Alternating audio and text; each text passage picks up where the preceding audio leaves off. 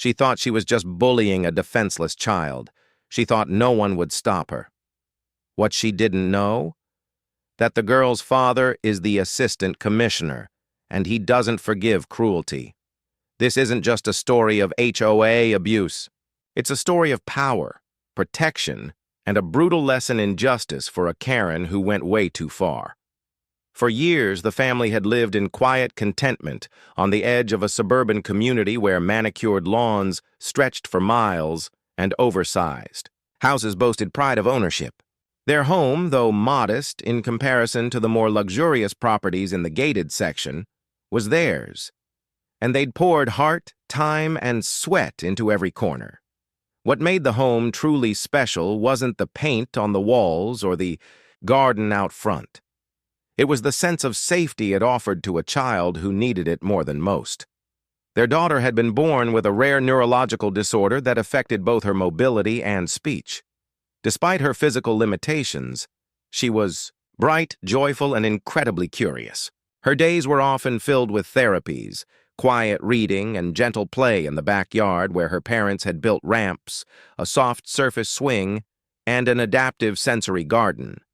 She required assistance with most daily tasks, and her father had worked hard to ensure the home was fully accessible. It wasn't just a house, it was her safe haven. They weren't part of the HOA by design. Years ago, when the community tried to absorb neighboring properties into its domain, the family declined. They had no interest in paying fees for so-called services they didn't need. Their property was self-maintained, clean, and up to code. The HOA had no legal jurisdiction over them, and they had the documentation to prove it. That didn't stop the board from trying. Things were fine in the early years. Occasional letters, veiled suggestions, even a few welcoming visits from HOA volunteers hoping to pressure them into signing up. But when the family refused to yield, the tactics changed. Subtle hostility replaced courtesy. Passive-aggressive comments at community events, complaints filed to the county that were always quickly dismissed, and a rising tension that seemed to grow heavier with every passing season. Karen, the self-appointed enforcer of the HOA board, became the loudest and most persistent problem. She patrolled the neighborhood like a hawk in a sun hat, driving slowly past the family's driveway, making notes, and whispering about them at community barbecues. She resented that someone had the nerve to live inside her neighborhood and yet refused to comply with the rules. To her, their independence was insubordination, and it became a personal mission for her to correct it. While the family stayed quiet and polite, they weren't oblivious. The daughter's father, a composed and strategic man with decades of experience dealing with high-pressure conflicts, took note of every encounter. He made copies of every letter, recorded dates and times of Karen's unannounced visits, and filed everything away. He knew enough to not engage, but he wasn't about to be passive either. Their daughter's growing independence, even within her limited range, was something the family deeply cherished. She had recently started spending a few minutes each day on her own in the backyard, supervised from the kitchen window. It was a huge step forward. Her smile as she explored her little garden was the kind of moment any parent would treasure forever. But Karen saw weakness. She saw a child alone. She saw an opportunity. The family had done everything right. They stayed within the law. They had never disrespected anyone, never retaliated, never caused a scene. But it didn't matter to people like Karen, who operated not on rules, but on control. She couldn't handle that they wouldn't bow to her, and she certainly couldn't accept that they were exempt from her HOA power. That resentment festered into something dark. Little did she know, she wasn't just dealing with another passive homeowner. The father had kept his profession private from neighbors, not out of secrecy, but out of humility. As the assistant commissioner of their county, he had seen the worst of bureaucracy, power abuse, and small-time tyrants. He recognized Karen's behavior all too well, and he knew where this kind of unchecked power usually led. Still, even with all his foresight, even with the precautions he took, he couldn't have predicted what would happen next, because Karen wasn't just annoying, she wasn't just entitled, she was dangerous. And the moment she crossed the line into their backyard, she didn't just break the law, she ignited a storm that would tear her entire world down. The signs began as barely noticeable annoyances, subtle enough to be ignored but persistent enough to feel intentional. A notice taped to the family's mailbox read, "Yard maintenance required per HOA standards," even though their property was not under HOA jurisdiction. Their front lawn was perfectly kept, yet vague accusations of overgrown hedges and improperly placed flower pots appeared monthly. These notes always came unsigned, but everyone knew exactly where they originated. Karen had become a regular presence. Her car often crawled past the house, phone in hand, as she pretended to take pictures of potential violations. One day, the family's trash bin was pushed into the street. Another day, a neighbor sheepishly relayed that Karen had been asking if their home had proper accessibility permits, something already cleared by the city years ago. These were not acts of community concern, they were deliberate tactics of harassment meant to provoke. Then came the verbal jabs. At a nearby community fundraiser, Karen approached a group of neighbors and loudly questioned why certain people felt they didn't have to contribute to the HOA like everyone else. She didn't mention names, but the message was clear. She would bring them up casually in conversations with others, labeling them as freeloaders and anti-community. When confronted, she always claimed she was just expressing concern or protecting the neighborhood's integrity. But things truly escalated when Karen began focusing on the daughter. She made loud remarks within earshot of others, questioning whether someone with those kinds of needs should even be allowed in a neighborhood that values aesthetics and order. When the child's mobility ramp was extended onto the driveway, a violation notice was slapped onto their garage. The family ignored it. Karen followed up by calling the county again. The inspector apologized. Everything was legal and within code. Still, the intimidation grew. Children in the neighborhood were warned by their parents, under Karen's influence, not to go near the family's home. One parent privately admitted that Karen had described the daughter as a liability. Mail began arriving torn or water-damaged. Small rocks appeared in the driveway. The motion detection lights on the family's porch were shattered twice. Nothing directly traceable. Everything deniable. Karen made sure to act as though she was the law. She boasted in HOA meetings about her leadership role and her supposed contacts with code enforcement. She claimed she was the reason homes were increasing in value because she enforced the standards. Her vendetta against the family was rooted not just in their refusal to join, but in the fact that they had done nothing wrong. That infuriated her more than anything. She had no legitimate weapon to use, so she crafted false narratives.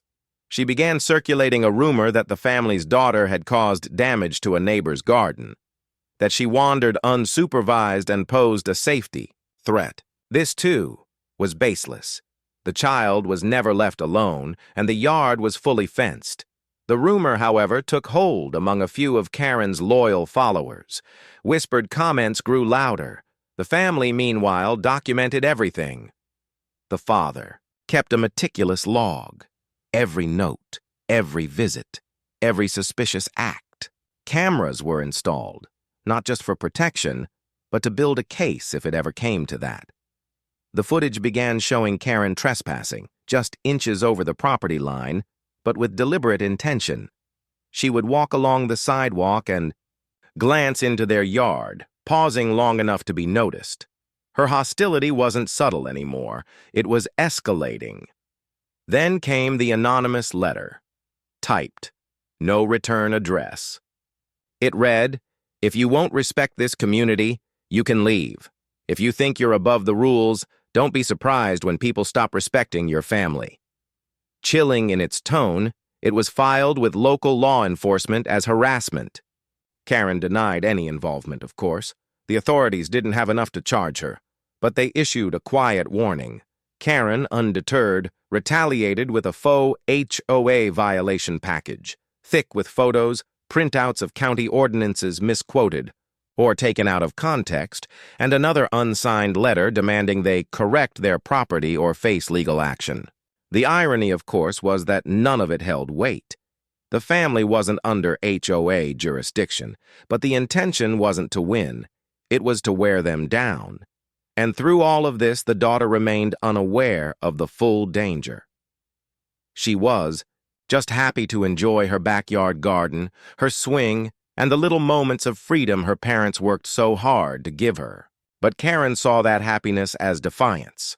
She saw the child as a weakness, and she was preparing to exploit it. The pattern was undeniable. Karen's behavior wasn't random or accidental. It was calculated, escalatory, and dangerous.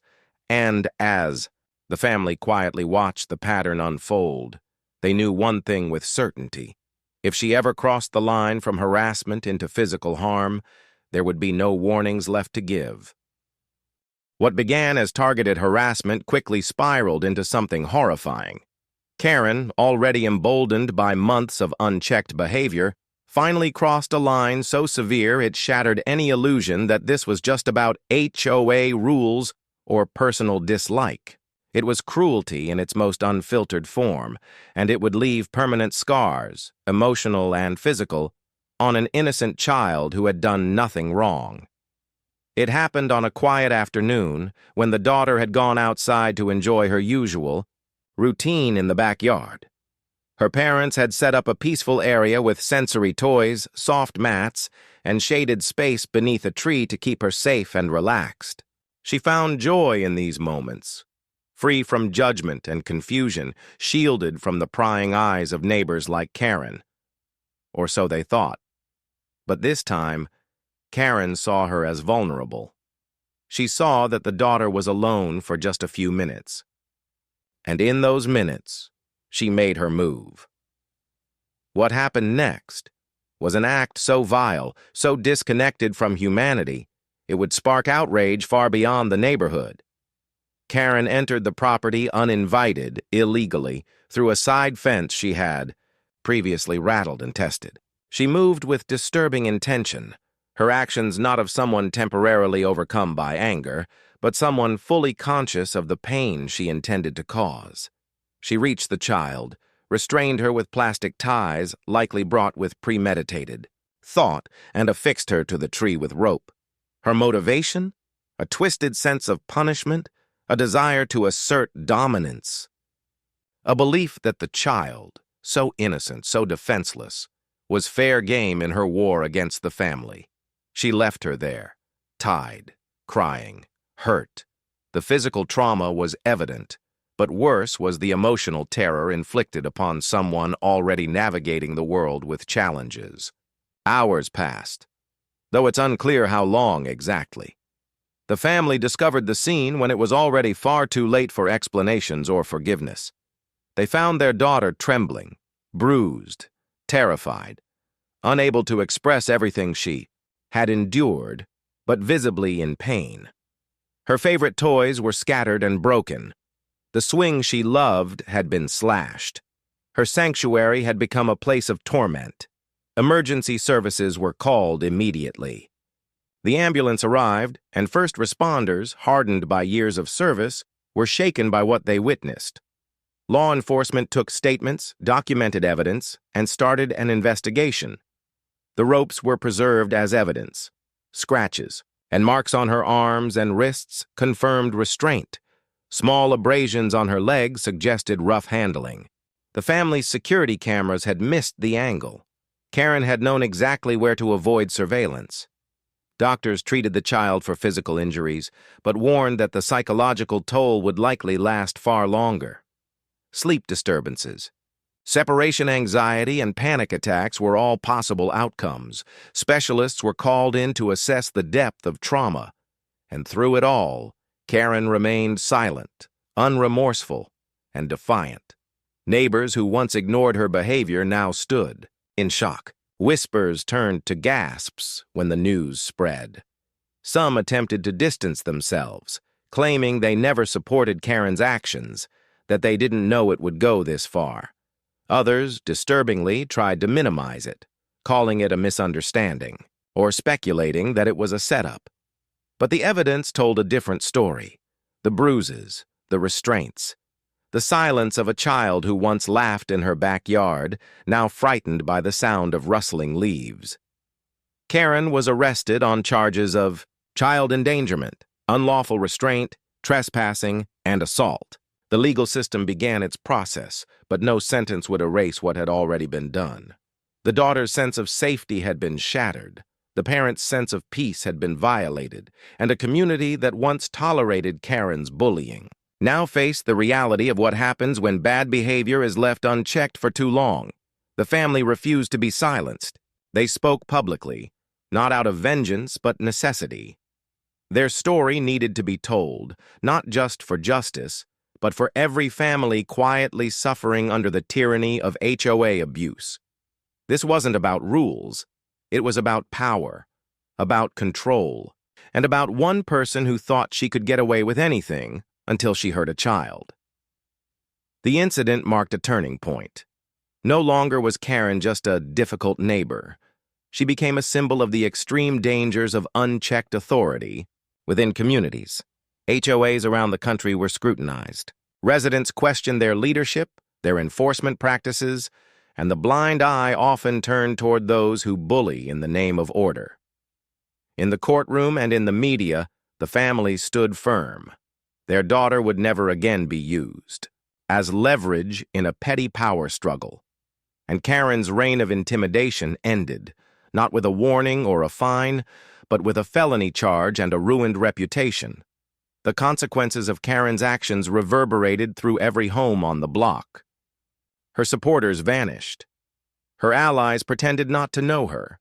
And the family, though still healing, found strength in something Karen never anticipated: resilience, unity, and the power of exposing injustice in the full light of day. The aftermath of the horrifying attack revealed far more than what Karen or the HOA could have anticipated. What they didn't know was that the girl's father wasn't just an ordinary homeowner. Behind his calm demeanor and quiet nature was a man who held immense power and responsibility. He was the assistant commissioner for the state's Department of Justice, a high-ranking figure with deep connections in law enforcement, legal oversight, and media.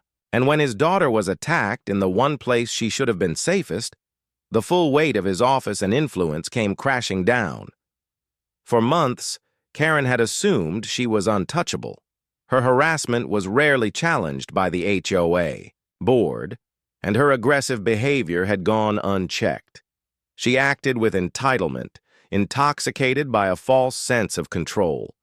But the attack changed everything, and once the assistant commissioner revealed his true identity, the dynamic shifted instantly. This was no longer just a neighborly dispute. It became a state-level criminal investigation with the eyes of the public firmly locked in. One of the first actions taken was to transfer the investigation away from local precincts, which were potentially compromised by HOA influence or familiarity with Karen. A special task force was brought in to handle the matter independently, with Child Protection Services and legal oversight from the Attorney General's office now involved. Evidence was gathered aggressively and efficiently. Testimonies from neighbors were subpoenaed, digital records were obtained, and a full forensic sweep of the property was conducted. It wasn't long before a deeper rot was uncovered. The HOA board had ignored prior complaints not only about Karen, but several incidents involving other board members abusing power.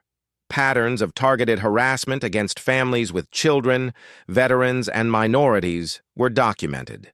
Financial inconsistencies in HOA spending records were flagged. It became evident that Karen was more than a rogue neighbor.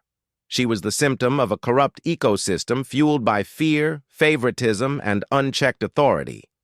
Meanwhile, national media picked up the story. Outrage erupted across the country as headlines exposed the brutal treatment of a disabled child at the hands of a self-important HOA member.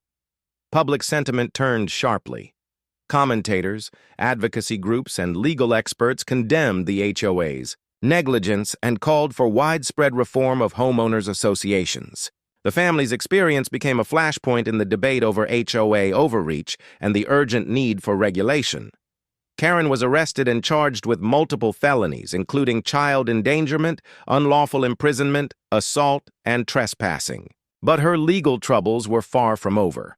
The civil case brought by the Assistant Commissioner's legal team sought punitive damages not only from Karen personally, but also from the HOA for fostering an environment where such behavior could occur. Depositions revealed that the board had received written warnings about Karen's conduct and had chosen to ignore them, dismissing the family's complaints as dramatic exaggerations. The lawsuit forced the HOA into crisis mode. Their legal representation crumbled under the weight of the evidence. Insurers pulled out. Board members began resigning. Emergency meetings were held in vain attempts to salvage credibility. The entire structure of the HOA faced collapse, and the financial damages were massive. Eventually, a court order froze HOA funds, pending the outcome of the trial. As for the neighborhood, a reckoning was underway. Residents who had stayed silent began to speak out, some expressing shame for turning a blind eye, others sharing their own stories of being bullied or fined without reason. Former allies of Karen distanced themselves, suddenly remembering incidents they had previously brushed off. The illusion of peace and community gave way to a much uglier truth, that power in the hands of the wrong people can become dangerously destructive. The Assistant Commissioner never used his title as a weapon. But when the time came, he made it clear that no one, not a neighbor, not a homeowner, not a board member, was above the law. His actions were swift, calculated, and justified. He made an example out of Karen and the HOA not out of revenge, but out of duty, a duty to his family, to justice, and to every other victim who never had a voice loud enough to be heard. What Karen thought was just another intimidation tactic backfired in the worst way imaginable. She didn't just lose her freedom and her reputation. She triggered a statewide investigation into HOA abuse that would change policies forever. Her arrogance led to the exposure of systemic failures, and her cruelty awakened a public call for change that couldn't be silenced. The father's identity wasn't just a twist in the story. It was a turning point. It was the reason justice moved so quickly, so thoroughly, and so powerfully. The very institutions Karen believed she could mock or manipulate were now the same ones holding her accountable. And the daughter, once the silent victim, became the catalyst for a reckoning that shook the very foundations of HOA power in the state. The courtroom delivered a verdict that reverberated far beyond the neighborhood. Karen was found guilty on multiple felony charges, including aggravated assault, unlawful restraint, and a hate crime enhancement due to the targeted attack on a disabled child. The sentencing was severe, with the judge citing not only the brutality of the act, but also the premeditated nature of her actions and her history of intimidation against vulnerable neighbors. Karen was sentenced to a decade behind bars, with no possibility of early parole. Her conviction set a legal precedent, sending a strong warning to HOA officials and homeowners nationwide who thought their power was untouchable. But the consequences didn't end with her. The HOA board itself collapsed under the weight of civil liability and public scrutiny. A class action lawsuit, spearheaded by the Assistant Commissioner and joined by several residents, revealed years of abuse, corruption, and financial mismanagement. Internal communications showed that multiple board members had covered up complaints against Karen, including warnings about her behavior toward disabled individuals, military veterans, and single parents. These revelations triggered the full dissolution of the HOA by court order. Its funds were frozen, its assets seized, and its contracts revoked. Every homeowner in the community was compensated as part of a landmark civil settlement.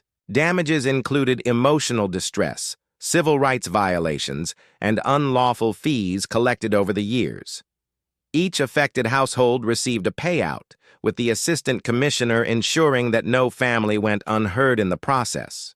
In particular, families who had previously been fined, harassed, or marginalized by the HOA saw their grievances validated and resolved in the public record.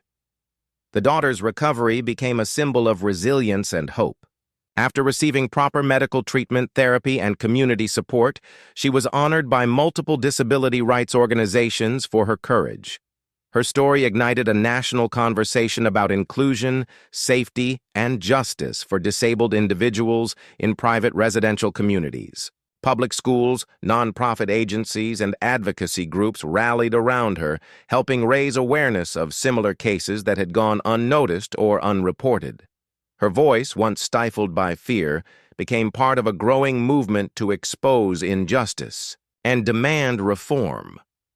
At the state level, the assistant commissioner's response didn't stop with the courtroom. Leveraging his position and the national attention the case had garnered, he collaborated with lawmakers to draft and pass new legislation aimed at regulating HOAs.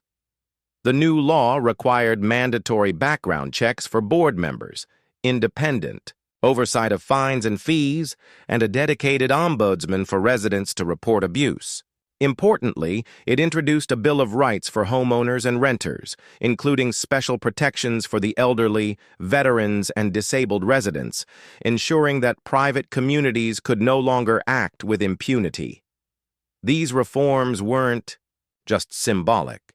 State agencies were now empowered to intervene in HOA disputes, audit HOA finances, and take direct legal action when necessary. Training programs for HOA board members became mandatory, and a public database of violations was created so that homeowners could make informed decisions about where they lived. The ripple effect was felt across the country, with other states beginning to draft similar legislation modeled after the one sparked by this case. Karen's former allies within the community either went silent or faced legal repercussions of their own. Some were subpoenaed, others quietly relocated, and a few issued public apologies for enabling or ignoring abusive behavior. The neighborhood itself began a slow process of rebuilding, without the HOA and its toxic power structure.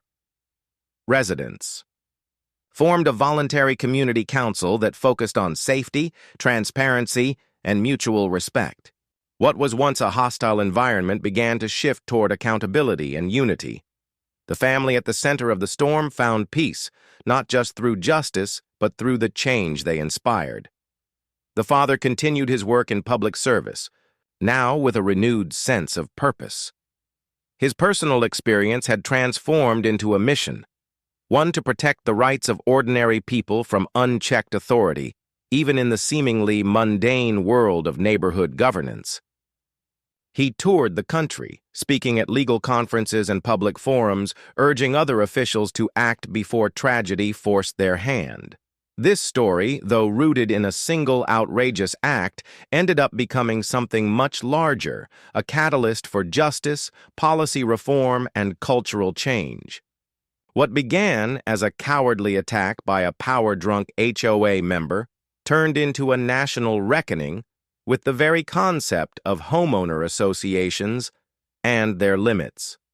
Through resilience, integrity, and the right application of law, the family turned their suffering into action that would protect countless others in the future. The reckoning that came was not just for Karen, but for every system that allowed her to act as if she were above the law. That illusion has been shattered, and in its place stands a clear message. No amount of power, paperwork, or HOA title will ever outweigh justice, especially when the people rise up, backed by the truth, the law, and a relentless will to protect. What's right? If you want more jaw-dropping, real-life HOA drama, subscribe now to the HOA Stories and never miss an episode.